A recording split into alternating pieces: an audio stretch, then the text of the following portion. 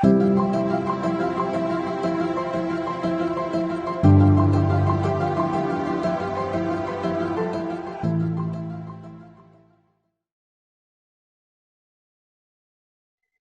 I'm Kate Matz with Vaughan Company. Today I'm going to be talking about the compensation reduction that you may need to compute for your PPP forgiveness application. Before getting into the calculation itself, I want to point out two things here. First is who you need to do this calculation for. So you only need to worry about the compensation reduction for any non-owner employees that made less than $100,000 in 2019. And the way that this is measured is you're going to actually look at the largest individual pay during 2019 for each employee, annualize that out for the full year. And if that's over $100,000, you can exclude those individuals from this compensation reduction calculation. So only looking at those folks that when you take the highest paid check that they received in 2019 and annualize that, if it's less than $100,000, those are the folks that you need to consider for this calculation. Second thing then is where I'm seeing a lot of confusion around FTEs and compensation reduction and how those two fit together. And in actuality, what we want to do is separate them and think about those as two different things. So the guidance actually says that you should not be doubly penalized if you had to reduce someone's compensation and their hours. You're not going to want to get hit twice for that. So when you look at the compensation reduction, it's only going to be for the amount of compensation that you had to reduce somebody by that's above and beyond a corresponding reduction in hours that they're working or FTEs that they're contributing. So think about somebody who you reduced their salary by 30%, but you also reduced their hours expectations by 25%. Well, of that 30% compensation reduction, 25% is directly attributable to those hours reductions. So you only have a 5% compensation reduction that you've got to consider for this calculation. All right, so let's go ahead and get into the calculation then. So first step for the calculation is going to be to determine if you have any reductions in compensation greater than 25%.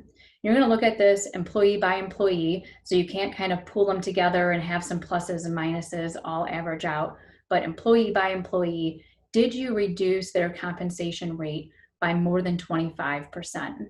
And you're going to look at this for your covered period compared back to the Q1 period. So January 1st through March 31st.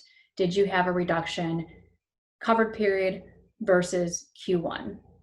And the amounts that you're going to compare here are not the dollar amounts that you're actually paying to your employees. It's going to be the average annual salary that's in effect during those time periods, or the average hourly rate that's in effect during those time periods. So if you had some changes, you're going to have to kind of average those out, but it is the rate, not the actual dollars that you are paying. So assuming then that you do have folks with reductions greater than 25%, now you're going to move on to step 2 and see if you can meet the safe harbor. So the safe harbor says, look at that average annual salary or that wage rate that's in effect at $215 and see what happened to that as you move from $215 to $426. If it dipped during that time period, now you've got the opportunity to bring it back up to that $215 rate by the earlier of the date you apply for forgiveness or 12/31 of 2020.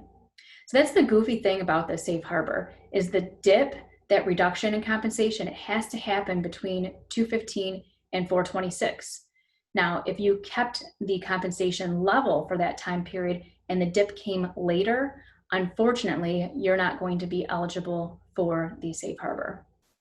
So let's assume then that you do have some individuals who had reductions more than 25% and you weren't able to meet the safe harbor. Now we'll look at step 3, which is actually doing the calculation. I think the easiest way to walk through this is going to be with an example. So let's assume that we've got an employee who, as of Q1, their average annual salary was $50,000. And then during the covered period, we had to reduce that average annual salary down to $35,000. So the way we're going to calculate this is, first off, take that Q1 $50,000 and multiply it by 75%. And the reason we do this is because, again, that first 25% reduction in compensation, it's a freebie. We don't get our forgiveness reduced for that. So we'll take the base period, that Q1 average annual salary, and reduce it down by 25% to get us what our base period salary is, excluding that 25% freebie.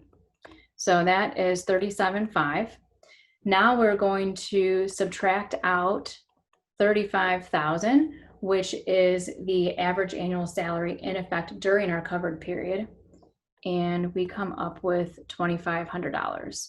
So $2,500 represents the annual reduction in compensation for this individual. So now what we need to do is prorate it down to the amount for our covered period. So we'll divide by 52 weeks, multiply by 24 weeks, assuming that we're using the 24-week covered period. And that gets us to 1154. So 1154 then is going to be the compensation reduction that we'll need to take against our total potential forgiveness for this employee. Now, this does get a little cumbersome because you need to go through the same calculation for each and every employee that you have. We do have a WVC forgiveness calculator that can really assist you with this, as opposed to kind of going through longhand doing each one of these. So you can find that on our COVID-19 Resource Center page on our website. It's a free download. Plug in your inputs and it will actually go through the calculation for you for each employee. Now, when you're looking at this from an hourly employee perspective, it's going to be very similar.